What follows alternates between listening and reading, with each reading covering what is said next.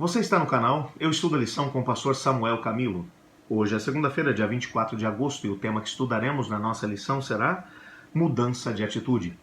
Muito obrigado por gastar esses minutos estudando a lição junto conosco dentro do nosso canal. Se você foi abençoado pelo vídeo de hoje, não deixe de deixar o seu like. Mais do que isso, se ainda não é inscrito no canal, se inscreva, por favor. Isso vai fazer muita diferença pra gente. Muito obrigado.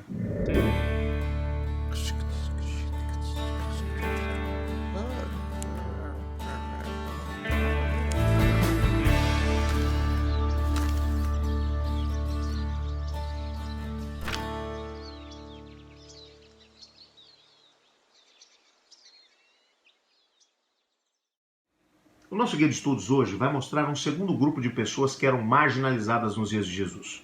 Ontem tivemos a possibilidade de ver o primeiro grupo, que é o grupo compreendido pelos samaritanos. Hoje veremos como as mulheres eram tratadas nos dias de Cristo. Antes de podermos olhar os dois casos que são mencionados aqui no nosso guia de estudos hoje, precisamos entender um pouquinho daquilo que era a visão das mulheres naquele tempo. Uma mulher não tinha nenhum valor social a menos que ela fosse casada ou que tivesse um filho homem que tomasse conta dela. Uma mulher sozinha não tinha direito nem mesmo de receber uma herança. Nada disso era permitido a uma mulher. A sua história estava atrelada à história de um homem. O valor de uma mulher era tão pequeno naquele tempo que a própria lei mencionava que um homem poderia se divorciar de uma mulher por diversas questões. E divorciar-se naquele tempo significaria que ele daria uma carta de divórcio para ela e mandaria ela embora de casa sem direito a nada. Em alguns casos, até sem a roupa do corpo. Se ela queimasse a roupa do marido, ou se ela queimasse a roupa, ou a comida, por exemplo. Se ela estragasse a comida, ou estragasse a roupa do esposo. Você pode imaginar que uma mulher realmente não tinha nenhum valor. Uma mulher viúva, naqueles dias, das duas uma. Ou ela se tornaria uma mendiga, se não tivesse um homem por elas, ou então poderia acabar se tornando até mesmo uma prostituta. Não havia outro caminho para uma mulher naqueles dias. Portanto, quando você olha para a Bíblia, você vai perceber alguns casos que têm que ser compreendidos sob essa perspectiva. Por exemplo, quando você encontra Noemi, que está lá na região de Moabe, o seu esposo havia morrido, e depois os dois filhos também morreram. Ela fica sozinha junto com as duas noras. São 3 mulheres sozinhas. Noemi vai olhar para as duas moças e vai dizer, olha, voltem para casa dos pais de vocês, para os deuses de vocês, para a vida de vocês, porque eu não posso fazer mais nada por vocês, não tenho mais idade para poder ter filhos. E mesmo que eu tivesse filhos hoje, vocês iam esperar até que eles se tornassem homens para poderem se casar com vocês? O que ela está dizendo? É que uma mulher sem um homem junto não tinha nenhum valor social.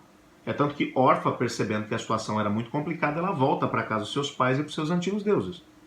Ruth, por sua vez, vai olhar para ela e, medindo perfeitamente o custo que aquilo teria para a sua própria existência, ela diz, o teu povo será meu povo e o teu Deus será meu Deus. Aonde fores, irei eu.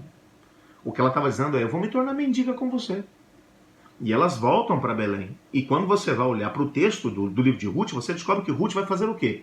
Para sobreviver junto com a sua sogra. Ela vai catar, era a época da colheita da cevada, ela vai até os campos para poder catar aquilo que sobrava da colheita da cevada. As espigas que caíam, que ficavam para trás. Ou seja, ela havia se tornado mendiga. Se não fosse o fato de Boaz, que era o homem rico, dono daquelas mesmas terras, que era um dos parentes próximos do falecido esposo de Noemi, se tornar o resgatador, e resgatador nesse caso, ele acabou se casando com Ruth, elas não teriam saído daquela situação de desgraça. Então você entende que uma mulher sem um homem não tinha valor social. E Jesus, por sua vez, quando ele vem, ele vai ser um revolucionário no que diz respeito ao tratamento com as mulheres. Os evangelhos vão mencionar que haviam muitas mulheres que seguiam a Cristo Jesus. Mulheres que eram discípulas dele. Assim como haviam homens discípulos, haviam mulheres que eram discípulas dele. E Jesus vai mudar completamente o quadro daqueles dias. E vai ser muito criticado, inclusive, por conta disso, porque as mulheres não tinham nenhum valor social. Jesus vai ser criticado por ter mulheres no seu grupo. E algumas mulheres, inclusive, de má fama. E o nosso texto hoje vai mostrar, o nosso guia de estudos vai mostrar 2 casos, que são casos emblemáticos, que mostram até onde Jesus esteve disposto a ir para poder mostrar que as mulheres tinham um valor no seu tempo. O primeiro caso que vai aparecer aqui é o de Marcos capítulo 14, versos 6 a 9. Essa mulher, ela é judia, A Bíblia não menciona o nome dessa mulher. Entretanto, Ellen White, no livro Desatou as Nações, vai dizer que essa mulher é Maria Madalena, irmã de Lázaro e Marta. Essa mulher é a mesma que o Evangelho de João vai dizer que é aquela mulher que foi apanhada em adultério e que estava para poder ser apedrejada. Ellen White é quem vai dar essa informação para a gente.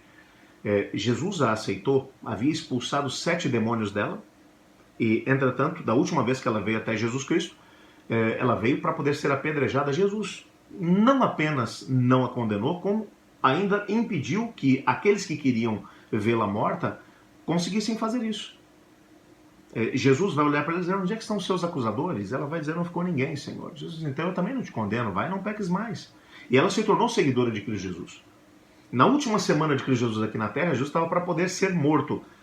No domingo da Semana da Paixão, eu quero que você entenda isso. Domingo, durante o dia, Jesus tinha entrado de forma triunfal em Jerusalém, mas Jesus já vinha há algum tempo mencionando que ele ia morrer. E ela ouviu a mensagem de Jesus. E ela gastou as suas economias para poder comprar um perfume muito caro, perfume de nardo puro, colocado num vaso de alabastro, era um vaso feito de pedra, e ela comprou aquele perfume caríssimo para poder ungir o corpo de Jesus, porque ela tinha entendido que Jesus ia morrer. Mas ela pensou o seguinte: eu vou usar isso depois que ele morrer, eu vou dar presente enquanto ele é vivo. Jesus estava jantando na casa de um fariseu. A Ellen White vai dizer pra gente que esse fariseu era ninguém menos do que um homem chamado Simão. Simão, segundo Ellen White, foi exatamente o homem que havia colocado Maria na vida de pecado. Ok? Marta estava servindo nesse jantar. Isso nos dá a entender que provavelmente Simão era um parente deles.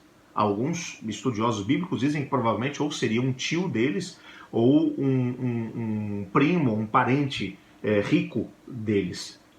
E Marta está servindo naquela casa. Alguns vão chegar a dizer até que ele pode ter sido marido da Marta.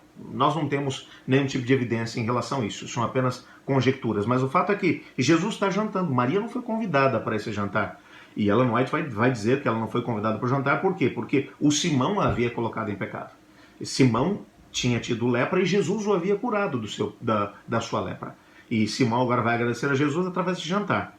Enquanto eles estão no jantar, as pessoas naquele dia, naquele tempo, comiam em mesas muito pequenas, normalmente mesas com uma altura de 30, 40 centímetros mais ou menos de altura, ficavam escoradas em cima da mesa e com as pernas para fora da mesa. Maria não queria chamar a atenção, e como o ambiente era iluminado com lamparinas, ela pretendia chegar e sair sem ser percebida, a não ser Jesus a veria. Mas quando ela chega e quebra o vaso de alabastro, o perfume gritou dentro da sala e todo mundo a viu. E ela foi extremamente criticada. O Judas foi um cara que a criticou, dizendo: que desperdício de dinheiro é esse? E o próprio Simão olhou para ela e olhou para aquela situação e disse: se esse homem fosse realmente o Messias, ele saberia quem é essa mulher, uma pecadora, que tem uma vida pregressa. Jesus vai tomar uma atitude realmente tremenda, ele vai defender a mulher. Para os discípulos que haviam criticado, ele vai dizer: deixem essa mulher, o que ela fez foi certo, ela está ungindo o meu corpo antes que eu seja morto, porque eu já disse para vocês que isso iria acontecer. E aonde esse evangelho for pregado, a história dela vai ser contada. E para Simão ele vai olhar e vai dizer: Simão, eu imagino quando Jesus disse isso, se ele era culpado ainda de pecado, ele deve ter ficado louco de medo de ser exposto, mas Jesus também queria salvar Simão. Ele vai olhar para ele e vai contar a história de um rei que havia perdoado 2 indivíduos que eram credores dele, ou que eram devedores dele. O primeiro devia uma grande quantidade de dinheiro e o outro devia uma pequena quantidade. Jesus pergunta: qual dos dois você acha que vai amar mais o rei? Ele diz: imagino que foi aquele que teve mais pecados perdoados. Ele vai dizer: ela me ama, sabe por quê? Porque ela entende que eu a perdoei. Mas eu cheguei na tua casa e apesar de ter te curado, você nem sequer me recebeu com um beijo, o que era costume naquele tempo. Mas ela não para de beijar os meus pés. Você não me recepcionou como um convidado de honra, mas ela não para de chorar em cima dos meus pés. Ela me ama, você não. Jesus vai defender, portanto, essa mulher. A segunda mulher que vai ser aqui apresentada é um caso extraordinariamente complicado, porque Mateus capítulo 15, versos 21 a 28, vai contar a história de uma mulher que ela é da região de Tiro e Sidom, portanto ela não é judia, ela é cananita, ok? É do povo de Canaã, um povo idólatra, um povo que não teme a Deus. Essa mulher, ela vai atrás de Jesus e ela vai pedindo: Senhor, por favor, tem compaixão da minha filha que está endemoniada, cure a minha filha. E Jesus ignora a mulher. E ela foi durante uma boa parte do caminho gritando atrás. É interessante a atitude de Jesus aqui, ok? Chega um momento que os próprios discípulos dizem: Senhor, manda essa mulher embora. Por que os discípulos estão dizendo para ele mandar embora? Os discípulos não estão dizendo para ele poder curá-la ou curar a filha dela. Eles estão dizendo para ele mandá-la embora. Porque os discípulos haviam aprendido com as pessoas do seu tempo que mulheres não tinham vez. Agora, uma mulher que ainda era estrangeira, não tinha menos ainda. E Jesus provavelmente tomou a atitude que tomou para poder ensinar uma lição para os discípulos. Ele vai olhar para ela, ele para, a mulher vem até ele e começa a adorá-lo como Deus. Isso é interessante, o texto vai dizer. E Jesus vai olhar para ela e vai dizer assim: não é justo pegar o pão dos filhos e dar para os cachorrinhos? E ela vai olhar para Jesus e vai dizer: mas até os cachorrinhos comem as migalhas que caem da mesa dos seus donos. Jesus olha para ela e diz: mulher, eu nunca vi uma fé como essa em Israel. Olha que coisa fantástica. Jesus vai dizer a respeito dela. E vai dizer: vá, que seja feito conforme a tua fé. Eu acho isso fantástico. E Jesus vai não apenas curar a filha daquela mulher, mas vai fazer uma coisa que nenhum mestre daquele tempo faria: elogiar a fé de uma mulher. Aliás, eu quero que você compreenda que a maior parte das mulheres daquele tempo nem sequer sabiam ler e escrever. Para ela poder aprender alguma coisa, ela tinha que perguntar para o marido ou para o pai em casa. Ela não tinha direito nem sequer de fazer perguntas, muito menos de ler e escrever. Portanto, mulheres não teriam fé. A salvação delas estaria atrelada à decisão do marido ou dos filhos. Você imagina a que ponto chegou a mentalidade das pessoas daquele tempo? Mas Jesus vai, de alguma maneira, colocar as coisas no seu devido lugar. E Jesus vai aceitar essas mesmas mulheres. Não é à toa que quando Jesus vai ser ressuscitado, ou quando Jesus vai ressuscitar dos mortos, ele vai, de alguma maneira, fazer algo espetacular. Ele vai aparecer primeiro a uma mulher. Testemunho de mulher não valia. E ele vai dizer para ela: vá até os meus discípulos e conte para eles que eu ressuscitei. É fantástico. Jesus é realmente fantástico. Ele valoriza todos, inclusive aqueles que não têm nenhum valor social. Porque para Cristo, todos têm muito valor. Nós temos que aprender com Jesus. Às vezes tratamos de maneira diferenciada as pessoas por causa da classe social, da cor, do sexo, de onde é a sua origem. Para Jesus, todos são iguais.